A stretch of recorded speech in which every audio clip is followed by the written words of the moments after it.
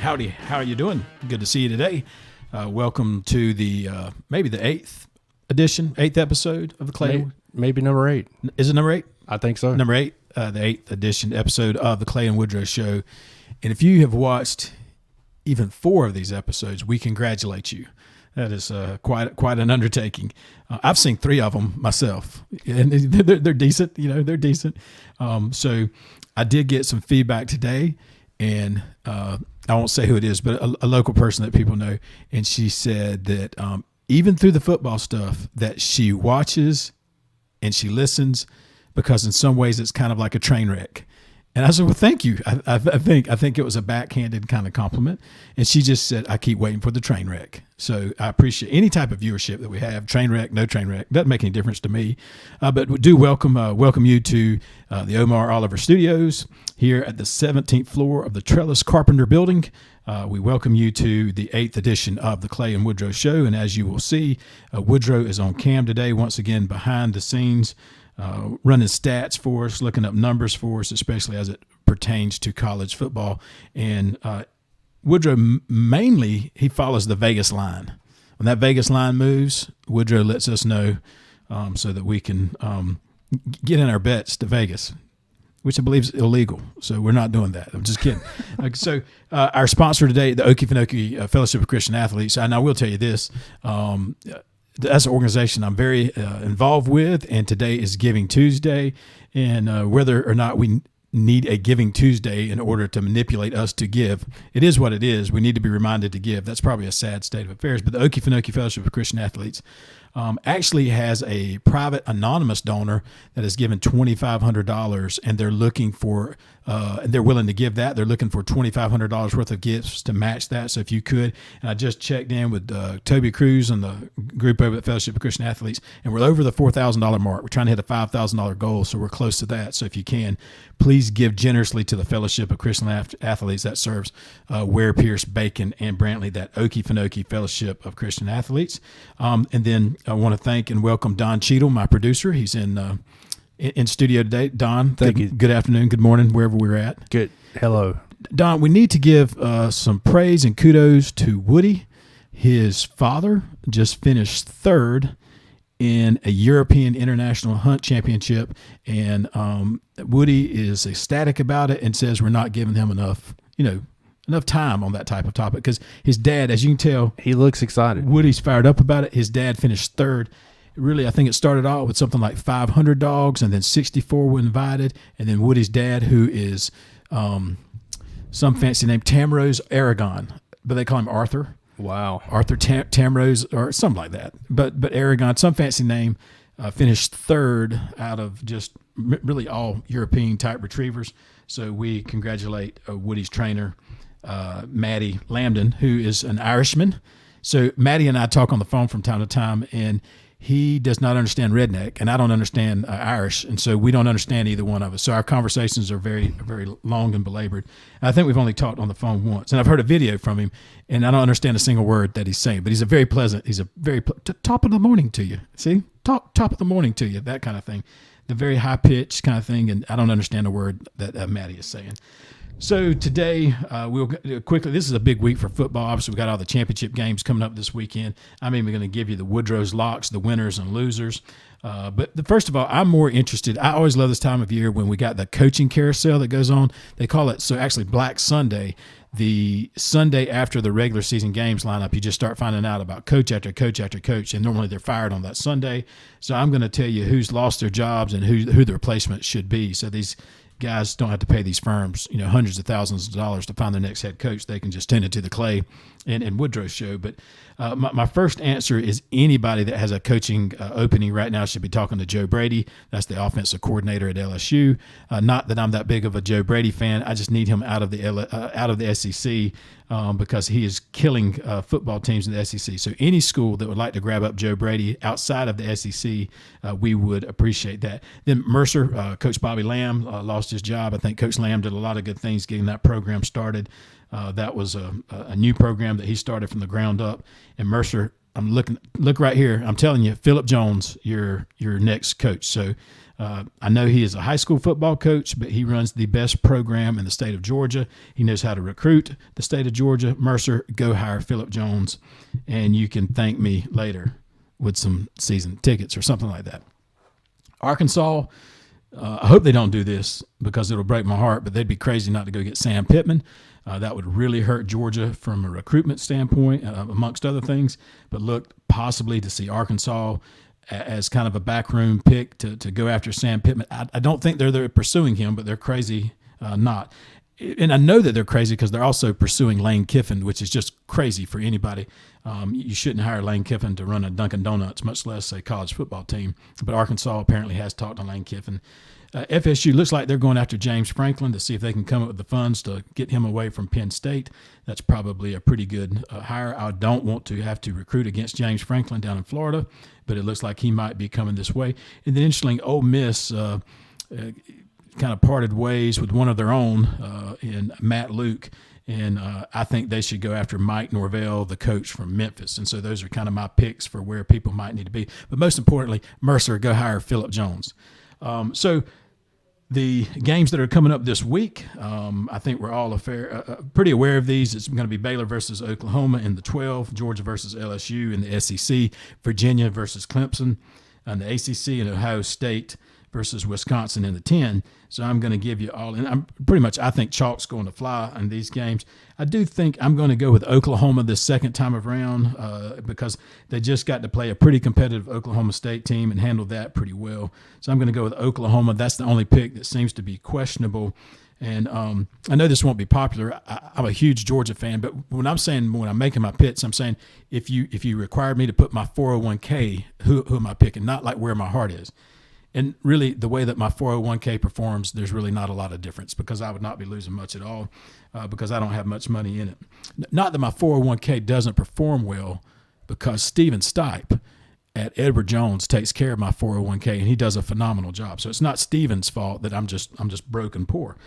But if I put my 401k on this, Mr. Producer, I hate to tell you, but I think LSU wins this ball game, and that's hard for me to say. Now, that's not where my heart is. That's where my head is. And I don't have anything to tell you that nobody else has already said on television as to why I think LSU is going to win. But I think LSU is going to win simply put because they have a better football team than we do. In our offense, everybody keeps saying, man, they're this close, they're about to click it. If they can click it and everything look right, and I can't even say if they play like they played when they played against so-and-so, because none of the games that we played thus far has our offense performed in such a way that if they perform that way that we will beat LSU.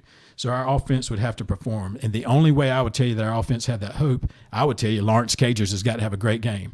Well, I tell you, but Lawrence Cagers not playing. So unfortunately, and I know that's not what we want to hear, but I just don't see Georgia winning this game, but I'm certainly pulling for them. So Virginia plays Clemson. Y'all know the winner of that. Unless Virginia is bringing their debate team to compete against Clemson's debate team, obviously Clemson's going to win this game. I guess people will watch that game on television. I don't know why someone would. But so Clemson wins that, and they wrap up the ACC. And then Ohio State versus Wisconsin. Ohio State's not going to be stoppable, I don't believe, until they, potentially they see LSU. So I'm kind of picking for to chalk, to fly. Now, interestingly, if Georgia were to lose to LSU, and once again, let me make this clear, I'm not pulling for that. I'm just telling you I think that's going to happen. I think they end up in the Sugar Bowl playing Oklahoma, which I think is a matchup that Georgia fares very well in. Oklahoma's defense can't stop running water, much less Georgia's running attack. And so we will beat Oklahoma in that Sugar Bowl game if that's how all of that works out, and who knows what that might be. And this sounds like I'm down on Georgia. I'm not down on Georgia at all. I think Georgia's had an incredible year. If I'm not mistaken, Kirby lost his offensive coordinator. He lost his defensive coordinator. He lost a 1,000-yard rusher. He lost 5 receivers, his 5 top receivers into the NFL. And if you want to go where Georgia's season might have gone most wrong, it's when J.J. Holloman couldn't figure out how to conduct himself appropriately and was kicked off the team. And well, he should have. I'm glad he was kicked off the team. But that might have been the biggest turning point for Georgia, and that's before the season even started. And then with Lawrence Cager being hurt, it just seems to be really difficult. What am I excited about? I don't hear people talking about this. Everybody talks about Georgia's defense and how dominant they are. People don't realize there's going to be a defense that's better than Georgia's defense. That's Georgia's defense next year will be better than Georgia's defense this year. So I'm very excited about what Georgia's defense looks like and what the future holds. It's the youngest team in the SEC, and you could certainly argue one of the two most dominant teams in the SEC and one of the 5 most dominant teams in college football. So a bright future ahead. Just because I'm picking LSU to win doesn't mean that I'm disappointed in Georgia's season. I'm just a realist. And, people, I hear people say all the time, well, if you're a Dog fan, you got to be behind the Dog. I'm behind the Dogs, but I also watch a lot of college football, and I just don't see us. Now, I will say this, to give Georgia credit, there is no defense in college football that is set up to defend LSU any better than Georgia's is. So I do think that is a good thing that we have going for us. But if you can't score points, it is very difficult to win football games. And I realize defenses win championships, but your offense, is at least going to have to throw up, 24 or 27 points in order to win this game. And I just don't know that our offense is capable of doing that. We couldn't do it against much less of football opponents. The other thing is LSU's defense has struggled a little bit this year, but man, timing is bad right now because now they're firing on all cylinders. So real excited about Georgia's next couple of games. I'm real excited about whatever Georgia does after the LSU game. If they win or if they lose, I'm still excited about the year that we have had. And congratulations, too, to Dan Lanning for being named one of the Broyles finalists. We've got to watch out that somebody doesn't snag him as well, although if they do, that's really not a setback. I think Glenn Schumann, our inside linebackers coach, is probably really the think tank behind Georgia football anyhow. So I look forward to the game this weekend. I'll be pulling for Georgia, but I really see chalk flying in all of those games with Oklahoma, LSU, Clemson, and Ohio State winning those conference championship games. So, Mr. Producer, I have worked tirelessly on transitions, and I'm horrible at them. So now we're about to transition into a new topic. So I will say this, the feedback that I get, first of all, the females will give more feedback than the guys. I think the guys are too cool to say, hey, Clay, I caught your show the other day. Or perhaps none of them are watching because it's horrible and it has horrible content and it's but I get more feedback from females, and some of them will say, yeah, as soon as you get done with that football stuff, I find what you're talking about really intriguing. And I think we've got to bring Neely back in for more guest spots because our numbers were through the roof with my little Pilgrim friend. She did really good. She did. She knocked a home run. And that's what my wife says. She goes, you know what? She looks very comfortable in front of she's a fairly shy person, but she turned it on, She turned it on, and I was impressed by Neely. And as much as I gave to her, she took it like a big girl, but she fired right back as well. So very proud of Neely. And so we'll have her back in the studio as well. Another thing to mention, Mr. Producer, I just hinted at the idea to my brother that he'd be a guest on the show. And the facial response, he said no words, but the look that he gave me when I asked him to be a guest on the old Clay and Woodrow show was an expression like I've never seen before. It was almost like I'd asked him for his liver, if I could borrow his liver. That was the response that I got from him just from his eye contact. And I said, oh, okay, maybe not. Maybe we won't consider that. And he says he's just going to, clam up in front of. And I said, no, we would just talk like you and I talk on the couch when we're discussing football and that kind of stuff. And he just looked at me, just like, out of the question. I would never even consider that. So I was trying to get other family members involved, but my brother was a no-go on that. And I kindly reminded him that we had sponsored his organization that he works for, Unitent Refrigerator, and that made no impact on him. Oh, and the other thing is, he says that I've referred to him as a refrigerant engineer. Yes. For the last 10 to 15 years, because I'll be honest, I have no idea what he does, but I've heard refrigerant engineer. He says I've made up that terminology. I don't think that's the case. I think he's used some of those big razzle-dazzle words, and I've hooked onto them, and now that I've publicly said it on a forum where millions of people are watching, or perhaps 1,400, I think he's now embarrassed that he's used some fancy words, a refrigerant engineer. He says, Clay, I don't even have any idea what that is. And so he's like, Clay, more or less, I'm just a mechanical engineer, and I work in refrigeration. And so he feels it's imperative upon me to make this, this correction But because certainly his peers in the refrigeration industry, I think, are tuning in to this program. I hear we're big. We're real big in that demographic. Yeah. We're there are refrigeration engineers. He may not be one, but I know they exist. Yeah, and I'm glad that you pointed that out, because our studies do reveal that like through the roof, our viewership of refrigerant engineers, whatever they are, is he works for Freon and ammonia. I have heard him say that I'm certain of, but he wouldn't be on my show. He just gave me the old stink eye when I asked, like it was the craziest thing that I could ever consider. But once about getting back to poor transitions. But the ladies are just saying, just talking to your daughter, that we appreciate more of that kind of stuff. Talking about the thermostat and my beautiful, wonderful wife. Those kind of things hit home with them more than me rambling on about, my love of Coach Mark Richt or, college polls and stuff like that. So we were getting back to something. You have some audience questions from weeks ago that we did not get to. And so we were going to try to address some of those today. We do. And this is, before you get started, can we do a quick bald spot check?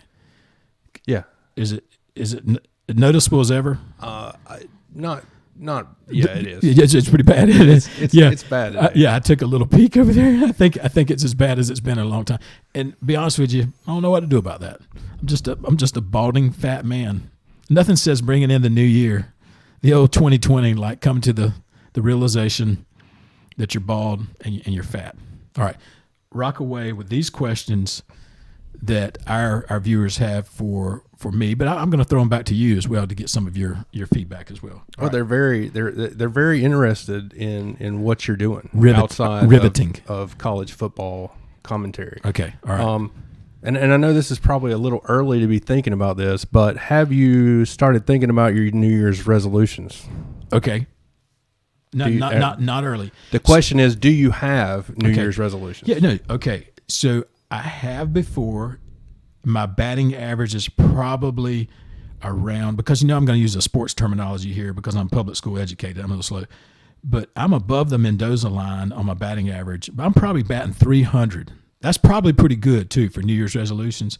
So I'm probably batting around 300. So one time I had a New Year's resolution to get below 200 pounds and to be able to bench press 250 pounds.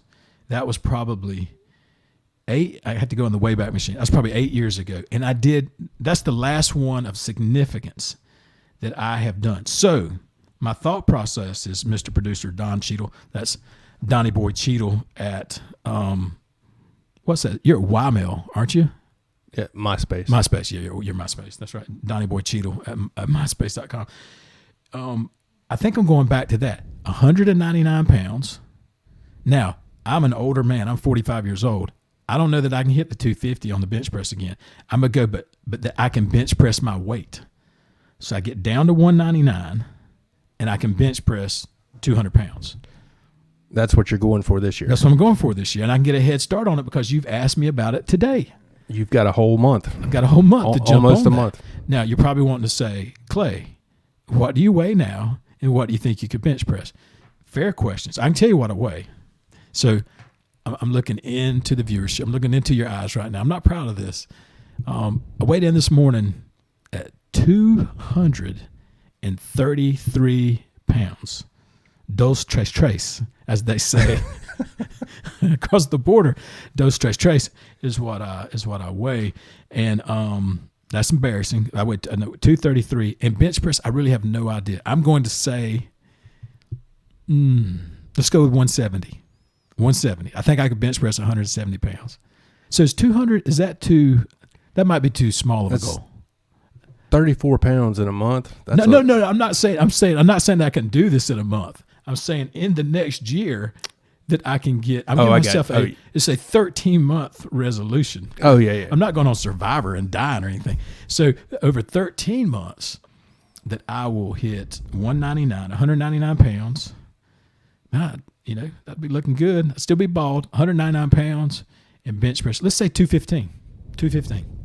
That's reasonable. I think you could do it. By the way, any resolutions for you this year? Have you thought about them? No, I haven't yet. I normally the week before. Sometimes the week after New Year's. way to be prepared for your New Year's resolution. You can start giving this some thought. I want you to report back to next week. You need to report back on this. Yeah, I don't like giving things up, but we all need to. So. It's year-long Lent. That's what it is. Year-long Lent. Yeah. Okay. Next question. All right. What is the most embarrassing event you have experienced as an adult?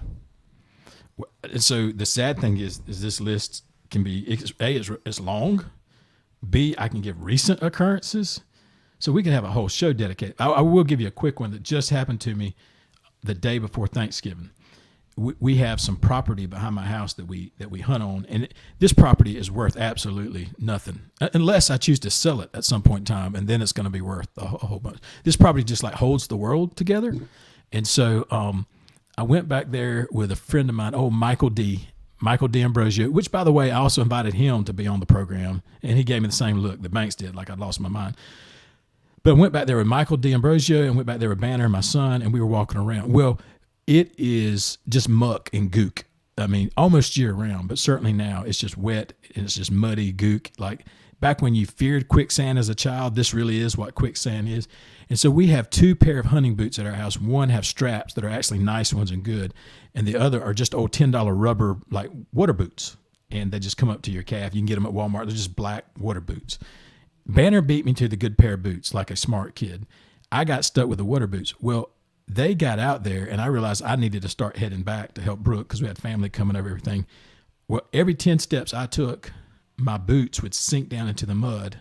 I'd have to pull my bare feet out, get on my hands and knees, dig out my boots, put my boots back on, and then, walk another. And this went on and on. So I probably had a 200-yard walk, not super long, but I got to one point, and I got stuck. I mean, like my 4-wheel drive didn't work. And by that, I mean me. I got down. So then I got down on my hands and knees to start to try to dig out, and I just sunk even more and even more until finally the embarrassing cell phone rang, and it was Mikey D saying, "Hey, you left about 20 minutes before us, but we've been back at the house now for 10 minutes and we can't find you." I'd been digging myself out and so I had to drop a pin to send another grown man to my location to help dig me out. And I wasn't in a vehicle. It was just me, my body stuck down in mud. And I got myself out, but it was freezing cold. I was barefooted, but my boots were some 2 to 3 feet under the mud. And so we had to dig them out. So that just recently happened. So that's a pretty embarrassing story, dropping a pin. Now, I have also been duck hunting before by myself, which first of all, that's a stupid thing to do. You should never go duck hunting by yourself. And my lantern on my hat went out, and I went and retrieved my duck, and it was in the evening. I don't know if you know this. Are you a hunter much there, Donnie Cheadle? Not a whole lot. Okay, so it's really hard to hunt legally ducks at night and in the evening, the roost. So I need to be a little bit more careful with the story. But I went to go retrieve a duck on the other side of the river, and as I came back, my lantern on my hat went out, and I couldn't see 3 feet in front. I mean, it was pitch black. I couldn't see anything. So I could not find my truck, and this was before the days of cell phones. And so I just laid down and said, well, either the sheriff will come find me, or my wife, the next morning when the sun comes up, but I laid down, made me a little bed. And then I realized I took an old dog with me, old Maggie, took Maggie with me. And I said, if I call for Maggie, maybe I can hear her walking in the back of the truck or something like that, because she wore a little chain around her neck. And I'd already laid down. I knew that my fate was sealed. This is where I was going to spend the night. But I did stand up, and I called out for Maggie. And I could hear her stand up and shake. And the bed that I had made to spend the night was probably 12 feet away from my truck. So that's another good. Anything related with, I have a lot of hunting fiascos that take place. So what about you? Any embarrassing stories that you can tell? It's probably why I don't do a whole lot of hunting, because I would have those a lot of embarrassing hunting stories. I've got a list of them. I took 30. I have a 270 rifle and a 30-06 rifle. The only time I've seen a huge deer, I had my 30-06 rifle with me with my 270 bullets with me. So that did not add up well either at all. So lots of bad hunting stories. What about the question? Do we have 2 more questions or one? We got 2 more. Okay. All right. All right. Number 3. Who is the most famous person you've ever met? Nobody can even becoming my arena on this. This is crazy, but true story. O.J. Simpson and Nicole Brown Simpson together at Disneyland 6 months before it went down. No way. And when I say it went down, you know what I'm talking about. O.J. and Nicole Brown. Now, it was at Disneyland.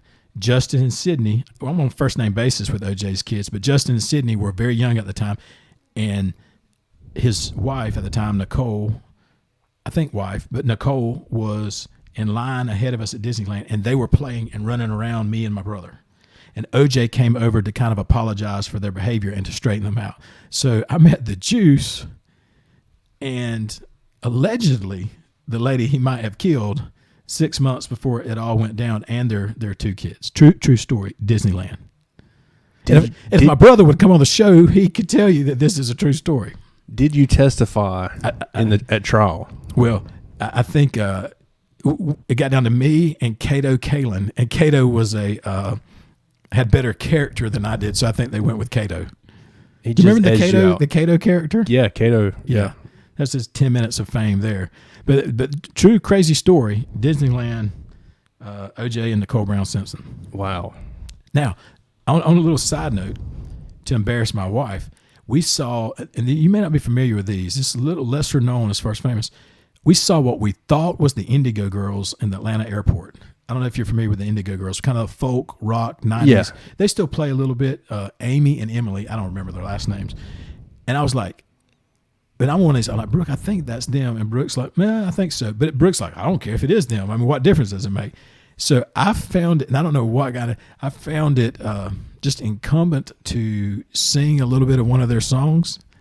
And this is what, I can't remember which one's Emily and which one's Amy, but the dark-headed one just looked at me and went like this, like gave me the, then I kept singing, and then she did like this,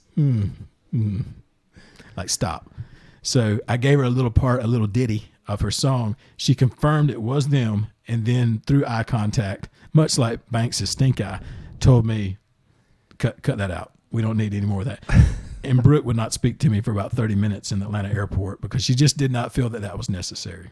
And they're from Atlanta. They are. They're Atlanta girls. Yeah. So what were they doing in the Atlanta airport? Were they flying out? Yeah. Flying out. That's how transportation works, Mr. Producer. You often go to an airport. Well, they might have been just hanging out. Yeah, we're just hanging out. We'll talk about how transportation works later, and we'll cover that with you. But yeah, they were just flying out of the Atlanta airport, and so I sang. I don't know music. A couple bars of their song, and she let me know that was really not necessary. Well, so this leads perfectly into our last question. Okay, I'm ready. So I know what the answer is not. Okay. Do you do any impressions? The answer is not Indigo Girls. Yeah, apparently. Or not good anyway. I thought I did a pretty good Indigo Girl, but they informed me not. So I have an unusual answer. I don't think I'm good at them, but that doesn't stop me from doing them. But mine are only local impressions. Like, like everybody can do like a Sylvester Stallone or an Al Pacino, those kind of things. So I don't do those kind of things. But there's some local characters. So I'm kind of famous for one, but I don't do it. But I do a mean Randy Royal.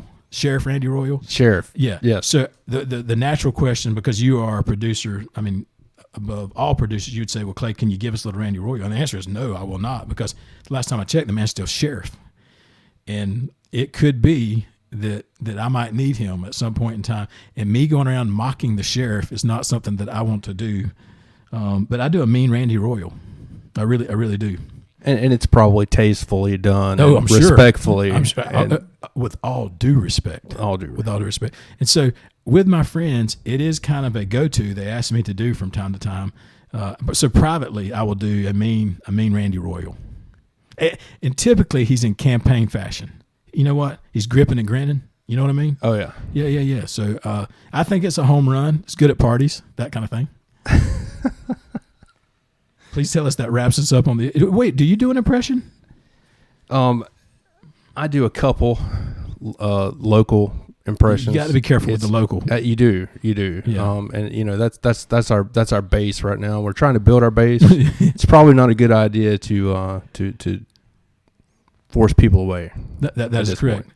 Yeah, we're trying to build, viewership, and we don't want to. Now, I will say, I might do one of those things. People say like, well, if we win the championship, I'll shave my head bald. Well, I'm not going to shave my head bald, but if we get like a 2,000 views, because we've been running that 1,400 solid, 1,400. If we hit the 2,000 mark on views, I'll come on here. I'll do a Randy Royal. I'll do a Randy Royal impression because, I can be bald. There's no doubt about it. I'll do Randy Royal at the 2,000 viewership mark. So 600 more impressions. Yeah, and I'm all about doing some Randy Royal mid-campaign. It's a home run at parties, I'm here to tell you. It's probably going to bring people in. This is just what we need. 600 more. 600 more. And we're off to the races. So I think we need a summary for today. First of all, I hope you had a wonderful Thanksgiving. I want to thank Neely again for coming on to the show and being tough. She was tough on the show. We got after her a little bit. Didn't bother her. Number 3, Mercer's going to hire Philip Jones. That's going to be something. I'm working on it behind the scenes, and by that I mean I've caught absolutely no one because no one at Mercer would listen to me. Number 4, I love Georgia, but they've got an uphill battle against LSU. Number 5 is Dabo Swinney's whining about something right now at this very moment, and we will continue to hear him out as he skates right into the 4-team championship. Dabo, you should be fine. Ease up a little bit. Other things is always, this is our final lesson of the day. Be careful with your local impressions, especially if they have the authority to arrest you. Wouldn't you agree with that? That's the number one takeaway. I'd say that if people tune in for nothing but that, for that lesson alone, that is it's been worth their 27 minutes or wherever we're at in this podcast. That's right. 27 minutes of pain and misery is, if you can do a local impression, make sure that they're not authorized to arrest you. So that's going to wrap us up for the day. Tune in next week where we'll kind of go over all of those championship outcomes and how everything looks for the Final Four in NCAA football. And then I will also hopefully be doing a mean Randy Royal impression because we're going to go over the 2,000. We're going to go over the 2,000 mark. With that being said, have a great day and thanks for tuning in. Take care.